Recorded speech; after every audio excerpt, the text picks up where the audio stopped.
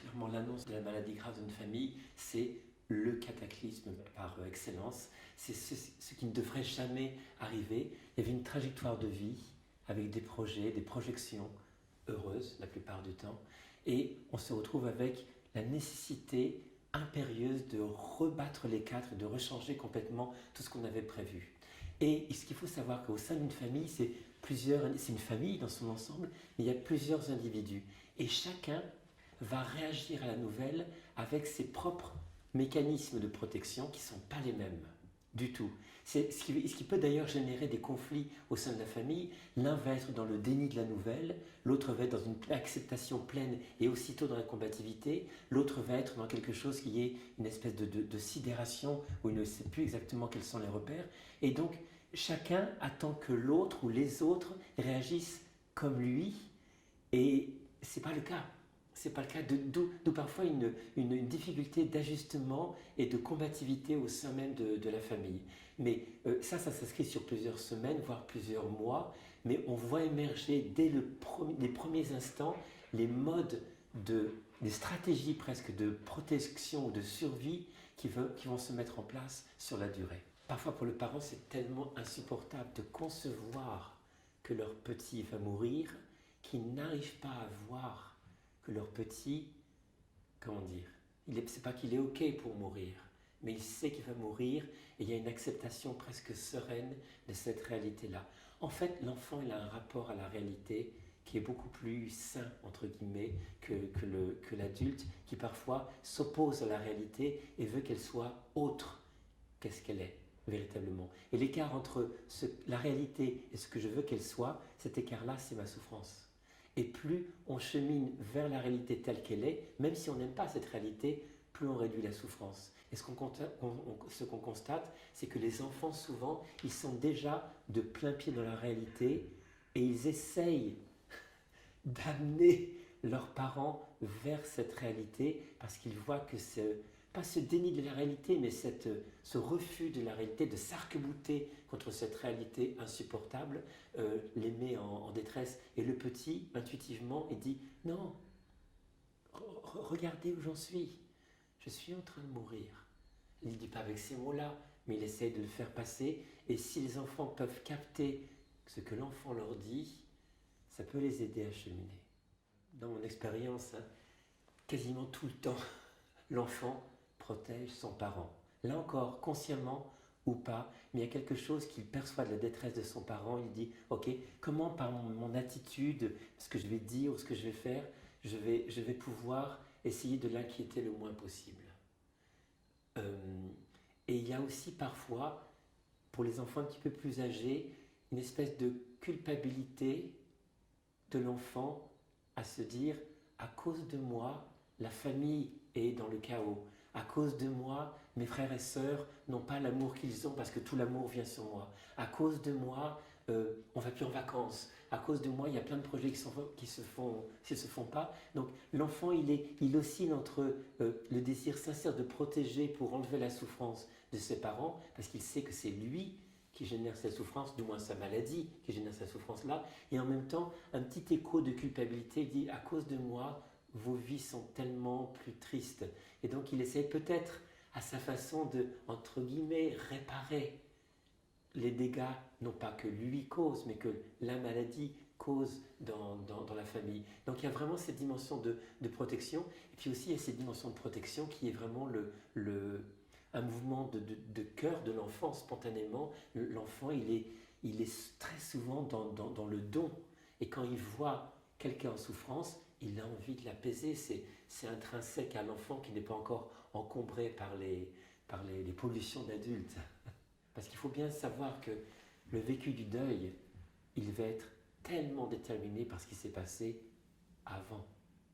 Et un vécu de deuil douloureux peut parfois puiser de choses qu'on aurait voulu dire mais qu'on n'a pas osé dire, qu'on a caché parce qu'on pensait que c'était mieux alors que non, qu'on n'a pas voulu dire ou pas faire et tout, et que ça nourrit les regrets ou la culpabilité dans l'après-coup. Donc vraiment, prendre soin de soi après le décès de son enfant, c'est comprendre qu'il faut prendre soin de la relation pendant qu'il est encore là, sans nier le réel tel qu'il est, sans nier la réalité de sa mort fort probable.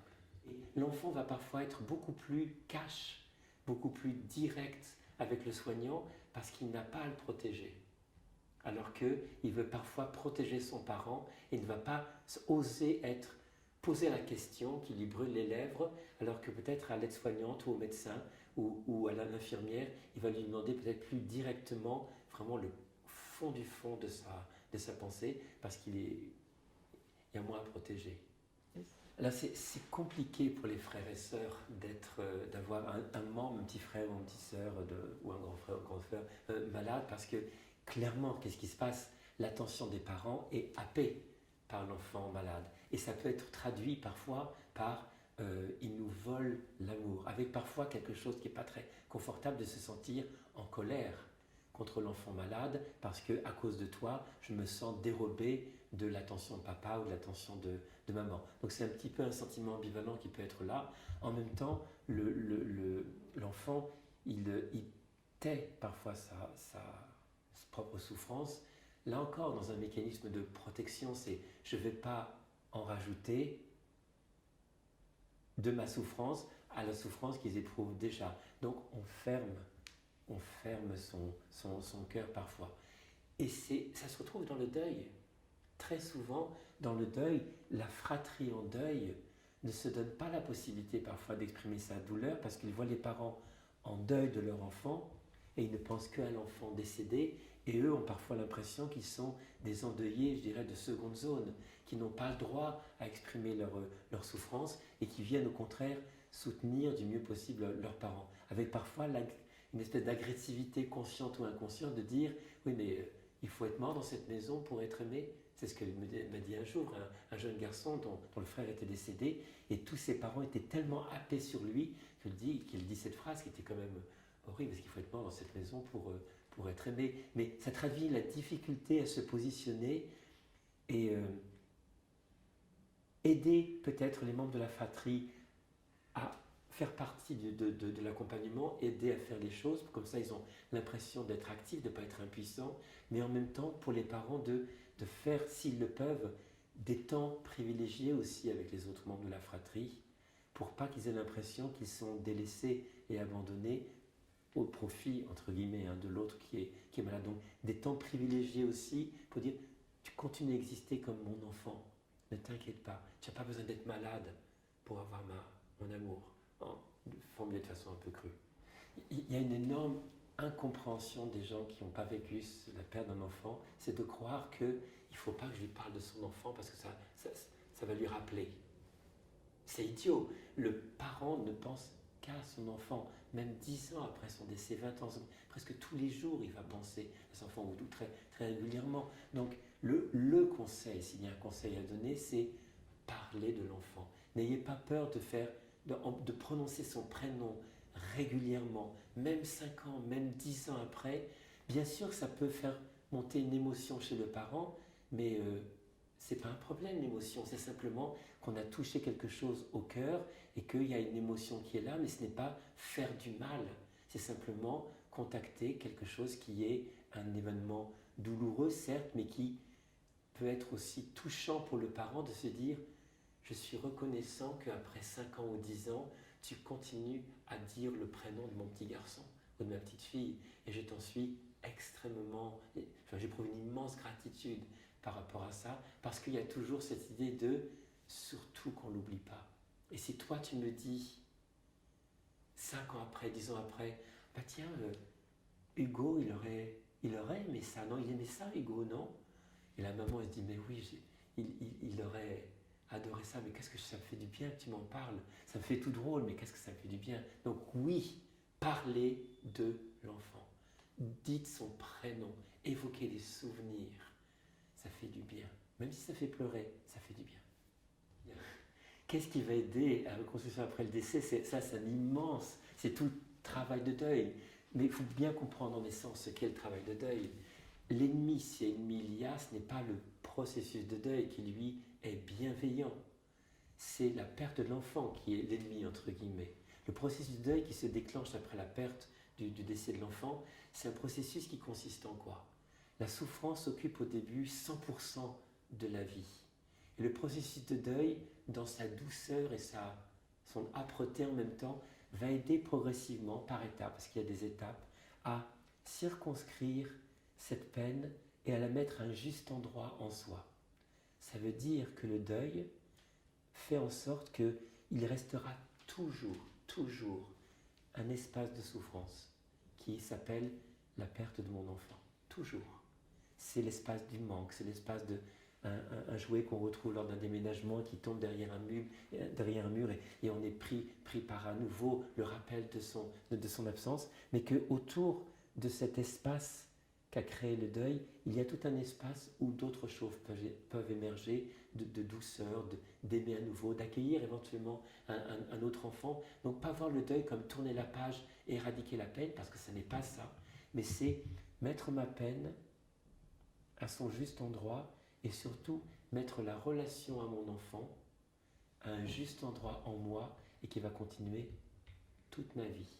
Des parents me disent parfois, j'ai perdu mon petit garçon à l'âge de 7 ans, ça fait 10 ans. Parfois le matin je me réveille, j'ai en moi un petit garçon de 7 ans et des fois j'ai un jeune homme de 17 ans.